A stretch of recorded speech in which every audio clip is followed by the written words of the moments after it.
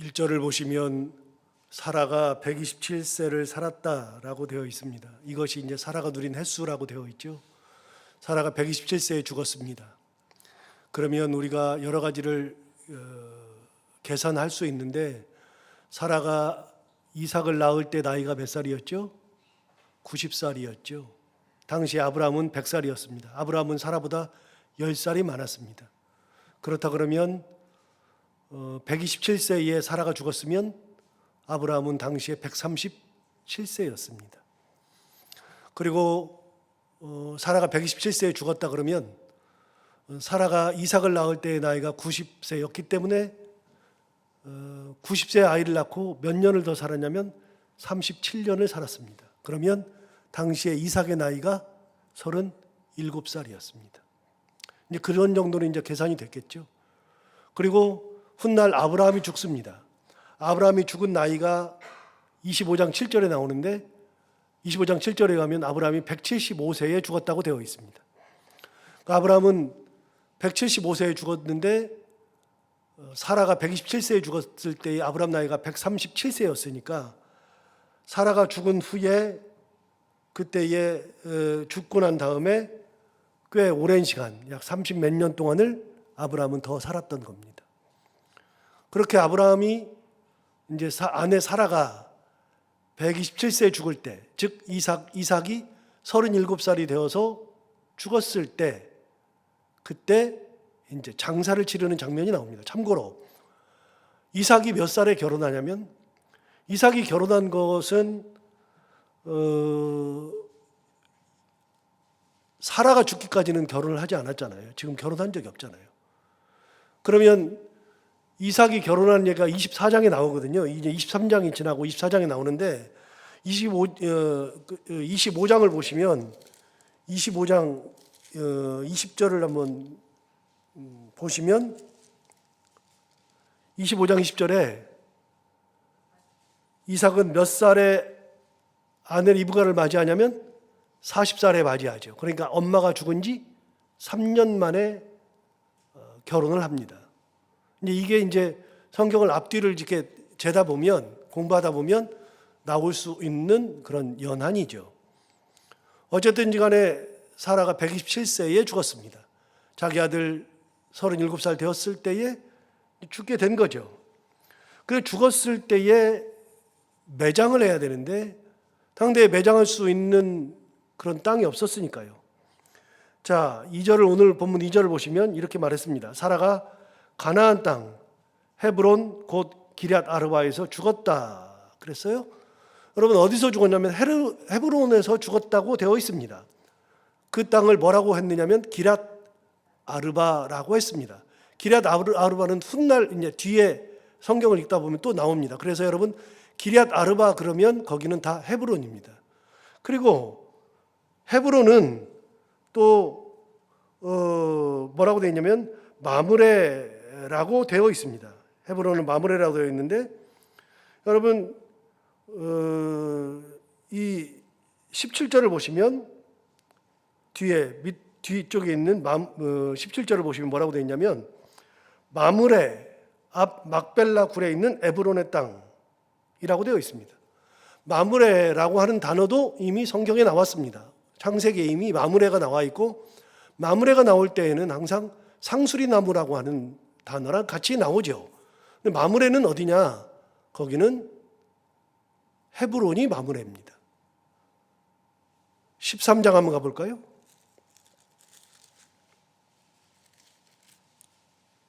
13장 18절을 보시면 13장 18절에 보시면 이 아브라함이 장막을 옮겨 헤브론에 있는 마므레 상수리 숲에 이르러 거주하였다라고 되어 있죠. 그래서 마므레 상수리 숲을, 여기가 헤브론에 있는 겁니다. 여기 지금 헤브론에 있다고 딱 나와 있잖아요. 헤브론에 있는 마므레 상수리 숲을이라고 하는 곳에 있습니다. 그래서 헤브론은 기럇 아르바라고 하기도 하고 마므레라고 하는 단어가 나오면 다 헤브론입니다. 그 헤브론은 훗날 아브라함이 여기다가 막벨라굴을 사서 거기다가 사라를 장사한 후에 자기가 죽었을 때도 거기에 장사되었고, 그의 아들 이삭이 죽었을 때에도 거기에 장사되었고, 이삭의 아내 리브가가 죽었을 때에도 거기 장사되었고, 세 번째 아들이었던 이제 손자였던 야곱이 죽었을 때에도 여기에 장사되었고, 야곱의 아내 중에 레아가 죽었을 때에도 여기가 장사되었죠. 그래서 아브라함과 이삭과 야곱 3대가 묻혀 있는 곳이 바로 이 땅입니다. 이곳입니다. 헤브론, 마므네 상수리 숲을, 기럇 아르바. 그래서 이스라엘 사람들에게 있어서는, 유대인들에게 있어서는 헤브론은 굉장히 중요한 곳입니다. 조상들의 묘실이 있는 곳입니다. 여기는 지금도 굉장히 소중합니다. 얼마나 소중하냐면, 여러분 요즘에 하마스하고 이스라엘하고 싸우고 있잖아요. 하마스하고 이스라엘하고 싸우고 있는데 어디서 싸우냐면, 여러분 많이 들었을 거예요. 가자지구에서 싸우고 있거든요. 이제 이스라엘 땅은 가자지구와 그 요르단 서안지구, 웨스트뱅크, 그 두 군데가 이스라엘 가나안 땅, 지금의 가나안 땅에 크게 가자지구와 요르단강 서안지구가 팔레스타인 이제 지방 정부가 공식적으로 사용하는 땅인데, 그 가자지구에 들어있는 땅이 헤브론입니다. 성지순례를 가면 헤브론을 가기가 너무나도 어렵습니다. 왜냐하면 거기 가자지구니까요. 못 들어갑니다, 잘. 근데 저는 이제 3번 정도 다녀왔는데요. 그런데 놀랍게도 그 가자지구 내에서 유일하게 이스라엘 군인들이 지키고 있는 곳이 막벨라굴입니다. 막벨라굴은 이스라엘 군인이 지금도 들어가서 지키고 있습니다. 그래서 거기에 막벨라굴을 갈 수 있습니다. 그런데 가이드가 안 들어가려고 그럽니다. 가자지구니까. 그렇지만 그 가자지구 내에서 유일하게 이스라엘 군인들이 주둔하면서 지키고 있는 것이 이 막벨라굴입니다. 굉장히 소중한 곳이죠. 왜요?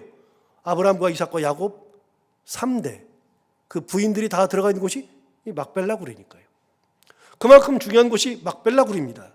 두 번째, 막벨라굴은 또 그 헤브론이라고 하는 것은 성경에 굉장히 중요한 곳으로 나옵니다. 어디를 보시냐면, 여러분 여호수아를 한번 가서 볼까요? 여호수아 14장 가볼까요? 여호수아 14장.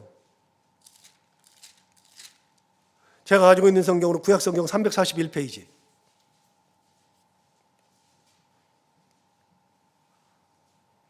(341페이지) 보시면 여호수아 14장이 나옵니다. 여호수아 14장에 6절 위를 보시면 갈렙이 헤브론을 기업으로 받다라고 되어 있죠. 여러분, 갈렙이 헤브론을 기업으로 받는 장면이 여기 나오는데, 우리가 알고 있는 그 유명한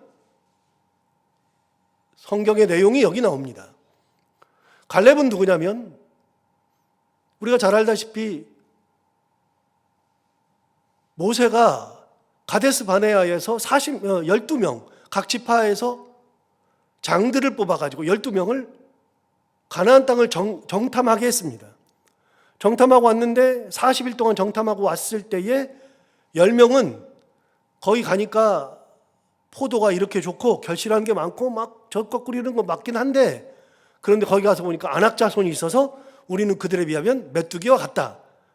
우리는 갈 수 없다. 10명이 보고했을 때 이스라엘 백성들이 전부 다 밤새 통곡하면서 또 죽는 얘기하죠. 우리가 여기까지 와서 죽어야 하느냐. 그럴 때 밤새 통곡하는 이스라엘 백성들 앞에 서서 그러지 말아라 하고서 2명이 나섰죠. 여호수아와 갈렙이 나섰죠. 그 여호수아와 갈렙이 똑같은 얘기합니다. 거기는 정말로 이렇게 좋은 게 있다. 그리고 실제로 가서 보니까 안악자손이 있다. 그래서 우리가 가서 하는 게 어려워 보이지만 하나님이 우리와 함께 계시면, 저들은 이야기하기를 저들은 너무나도 커서 우리는 메뚜기와 같다 그러지만, 하나님이 우리와 함께 계시면 저들은 우리의 밥이다, 먹이다, 이렇게 이야기했던 사람이 여호수아와 갈렙이죠. 그 여호수아와 갈렙만 출애굽했을 때 20살 이상이었을 때에 그 사람들이 20살 이상의 남자는 광야 생활하면서 다 죽었잖아요. 20살 이전에 19살까지는 살았고, 또 그때 광야에서 태어난 사람들은 살았는데 20살 이상의 남자는 다 죽었거든요. 왜요? 그때 다 통곡해가지고 하나님께서 다 죽이셨거든요. 그리고 그 이후에 태어난 사람들이 가나안을 정복할 때, 그때 그 사람들이 들어갈 때에 그 숫자를 세봤더니 출애굽한 숫자와 가나안 땅에 들어갈 때의 숫자가 40년 후에 똑같더라. 이게 성경에 나오는데, 그때 유일하게 가나안 땅에 들어간 사람이 둘이잖아요. 여호수아와 갈렙만 들어가죠. 그런데 여호수아는 지도자로 들어가죠. 갈렙은 흔적도 없이 사라집니다. 그런데 이때 딱 나옵니다. 이때. 여러분 어디를 보시냐면 7절 한번 보십시오. 6절부터 보십시오. 14장 6절. 여호수아 14장 6절. 뭐라고 되어 있냐면, 여러분 이제 제가 얘기한 얘기 그대로 나옵니다. 14장 6절. 그때에 유다 자손이 길갈에 있는 여호수아에게 나오고 그니스 사람 여분네 아들 갈렙이 여호수아에게 말하되, 갈렙은 사라졌다가 갑자기 나옵니다. 그래서 갈렙이 여호수아를 찾아왔습니다. 뭐라고 말하느냐? 6절 하반절. 여호와께서 가데스 바네아에서 나와 당신에게 대하여 하나님의 사람 모세에게 이르신 일을 당신이 아시는 바라. 가데스 바네아에서 이 사건을 얘기하는 겁니다. 두 사람이 그렇게 보고했었죠. 그랬더니 모세가 그때 이렇게 얘기한 겁니다. 7절. 내 나이 40세에, 그때가 40살이었습니다. 갈렙이. 내 나이 40세에 여호와의 종 모세가 가데스 바네아에서 나를 보내어 이 땅을 정탐하게 하였으므로 내가 성실한 마음으로 그에게 보고하였고, 나와 함께 올라갔던 내 백성 형제들은 백성의 간담을 높게 하였죠. 우리 다 죽게 생겼다 높게 하였죠. 그랬으나 나는 내 하나님 여호와께 충성하였으므로, 9절. 그날에 모세가 맹세하여 이르되 네가 내 하나님 여호와께 충성하였은즉 내 발로 밟는 땅은 영원히 너와 내 자손의 기업이 되리라 하였느니라. 그래서 이 땅을 네 땅이 된다고 모세가 얘기한 적이 있다. 그러면서 10절 보세요. 이제 보소서, 여호와께서 이 말씀을 모세에게 이르신 때로부터 이스라엘이 광야에서 방황한 이 45년 동안을 여호와께서 말씀하신 대로 나를 생존하게 하셨나이다. 오늘 내가 85세입니다. 40세에 정탐했는데 45년 지났으니까 85세가 됐잖아요. 11절. 모세가 나를 보내던 날과 같이 오늘도 내가 여전히 강건하니 내 힘이 그때나 지금이나 같아서 싸움이나 출입에 감당할 수 있으니 그날의 여호와께서 말씀하신 이 산지를 지금 내게 주소서. 당신도 그날에 들으셨거니와 그곳에는 안악자 사람이 있고 그 성읍들은 크고 견고할지라도 여호와께서 나와 함께 하시면 내가 여호와께서 말씀하신 대로 그들을 쫓아내리이다. 그래서 이 노래가 나온 겁니다. 이 산지를 내게 주소서. 이 노래가 여기서 나온 겁니다. 여호수아 14장 12절에 나오잖아요. 거기 12절 다시 읽어보세요. 그날에 여호와께서 말씀하신 이 산지를 지금 내게 주소서. 이 노래가 여기서 나온 겁니다. 이 산지를 내게 주소서. 자, 13절 보시면 그렇게 얘기했더니 13절. 여호수아가 여분네 아들 갈렙을 위하여 축복하고 뭘 줬어요? 헤브론을 그에게 주어 기업을 삼게 하였다. 14절. 헤브론이 그리스 사람 여분네 아들 갈렙의 기업이 되어 오늘까지 이르렀으니 이는 그가 이스라엘의 하나님 여호와를 온전히 쫓았습니다. 자, 그 다음 15절 보세요. 헤브론의 옛 이름은 뭐라고요? 기럇 아르바. 아까 나왔네요. 기럇 아르바. 아까 나왔죠? 똑같이 나오죠. 제가 기럇 아르바가 나온다 그랬잖아요. 여러분, 헤브론은 갈렙이 차지한 땅입니다. 훗날 아브라함의 묘실이 있는 이곳이 갈렙이 차지한 곳입니다. 그런데 갈렙은 어느 지파냐면 유다 지파입니다. 유다 지파.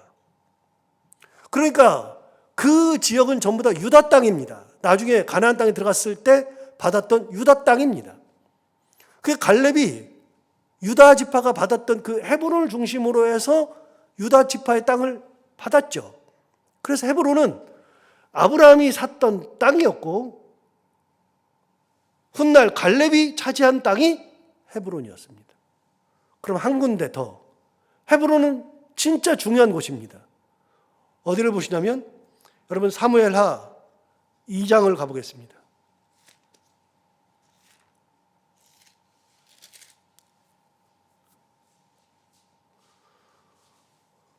사무엘하 2장.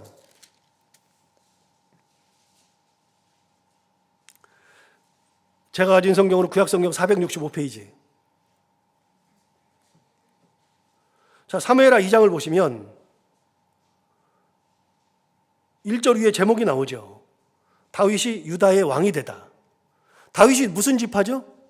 유다 지파죠. 갈렙이 무슨 지파라 그랬죠? 유다 지파라 그랬죠. 그런데 여러분은 설교를 많이 들어서 이제는 아세요. 뭘 아시냐면 다윗이 사울이 죽은 다음에 곧바로 이스라엘 전체 왕이 된 게 아니라 그랬잖아요. 사울이 죽었으나 11지파는 사울의 아들인 이스보셋을 왕으로 해가지고 7년 반을 11지파가 그대로 갔습니다. 사울이 죽은 다음에 유다 지파만 다윗을 왕으로 세워서 7년 6개월을 보냈습니다. 그러니까 다윗은 이스라엘 전체 왕으로서 40년을 왕으로 지내는 중에서 7년 6개월은 유다 지파의 왕이었을 뿐입니다. 훗날 이스보셋이 죽고 난 다음에 11지파의 장들이 다윗을 찾아와서 우리의 왕이 되어 주십시오. 그래서 7년 6개월 지난 다음에 이스라엘 전체의 왕이 되었을 뿐이지 처음부터 이스라엘 왕이 된 적이 없습니다. 그럼 다윗은 처음에 유다 지파의 왕이 되었죠. 그 얘기가 2장에 나옵니다. 2장 1절 위에를 보시면 다윗이 유다의 왕이 되다. 유다의 왕이 된 겁니다. 자, 1절 보세요. 그 후에 다윗이 이제 사울이 죽은 다음이니까요. 그 후에 다윗이 여호와께 여쭈어 아르되 내가 유다 한 성읍으로 올라가리이까 여호와께서 이르시되 올라가라. 다윗이 어디로 가리이까 이르시되 어디로 가라고요? 헤브론으로 갈지니라. 그래서 다윗이 사울이 죽으니까 이제 더 이상은 다윗을 쫓아다닐 사람이 없잖아요. 그러니까 유다의 한 성읍으로 올라갔는데 그 성읍이 어디였느냐? 헤브론이죠. 여러분 헤브론에서 4절 보시면 유다 사람들이 와서 거기서 다윗에게 기름을 부어 유다 족속의 왕으로 삼았더라. 유다 지파가 자기들의 왕으로 삼은 겁니다. 그렇게 해서 쭉 있어요. 쭉 있다가 11절 보십시오. 자, 11절 보시면 다윗이 헤브론에서 유다 족속의 왕이 된 날수는 7년 6개월이더라. 여러분 다윗이 왕 된 곳이 어디입니까? 헤브론이었습니다. 헤브론. 자, 여기까지만 보면 되겠습니다. 이스라엘 사람들에게 있어서 헤브론은 이런 곳입니다. 자, 이스라엘 사람들이 가장 위대한 사람, 한 사람만 뽑으라면 누구죠? 다윗이죠. 다윗이 헤브론에서 왕이 되었습니다.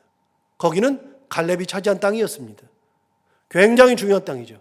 그거를 누가 마련했느냐? 아브라함이 마련한 겁니다. 아브라함이 계속해서 말씀드리지만요.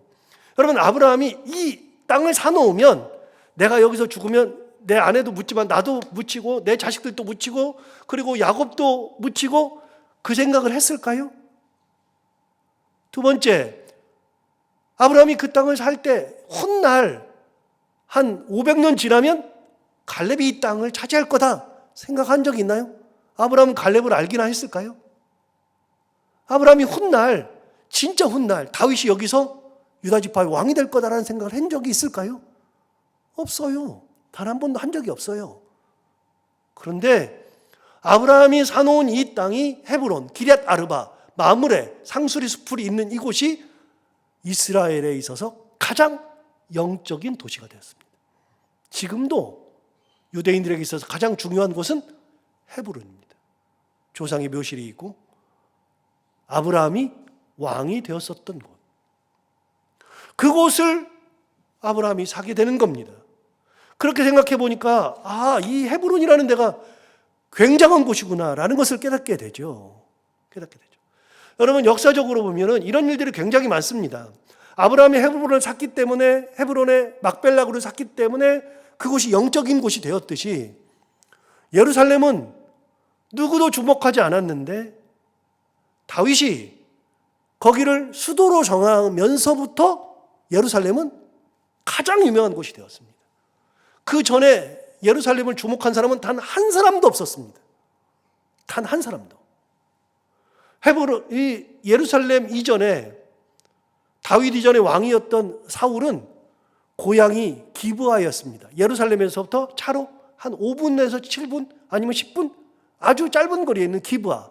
기브아가 사울의 고향이었습니다. 사울은 왕이 되자마자 수도를 어디다 정했을까요? 기브아에다 정했습니다. 그런데 제가 기브아라 그러니까 여러분이 기브아를 알지만 기브아를 누가 알죠? 여러분 기브아 들어보기나 했습니까? 옛날에 제가 다 했는데요. 싹 다 잊어버리죠. 왜냐하면 별로 의미가 없으니까요. 그런데 여러분 기브아는 사울이 태어난 고향이고 자기가 수도로 정한 곳이 기브아였습니다. 예루살렘에서 얼마 떨어져 있지 않습니다. 여러분 기브아는 얼마나 가깝냐면 예루살렘에서 이렇게 가깝잖아요. 그런데 다윗이 태어난 곳은 베들레헴이잖아요. 베들레헴은 어디냐면 예루살렘이 여기 있고 기브아가 여기 있으면 베들레헴은 여기 있습니다. 바로 밑에. 거기도 베들레헴도 예루살렘에서 굉장히 가깝습니다. 그런데 다윗은 베들레헴에다가 성도를 정하지 않고 자기가 평소에 가봤었던 양을 치면서 갔었던 베들레헴 예루살렘을 봤던 모양입니다. 그래서 왕이 되자마자 예루살렘을 올라가서 거기다가 수도를 정하는 것부터 시작했죠. 여러분 아무도 주목하지 않아요.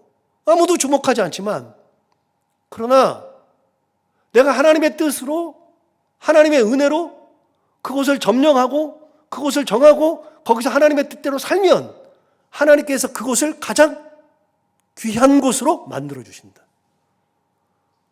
여러분 우리는요, 우리가 어느 곳에 있느냐가 중요한 게 아니고요, 좋은 곳에 가 있는 것이 중요한 게 아니라 하나님의 뜻대로 살아가는 것이 중요한 거예요.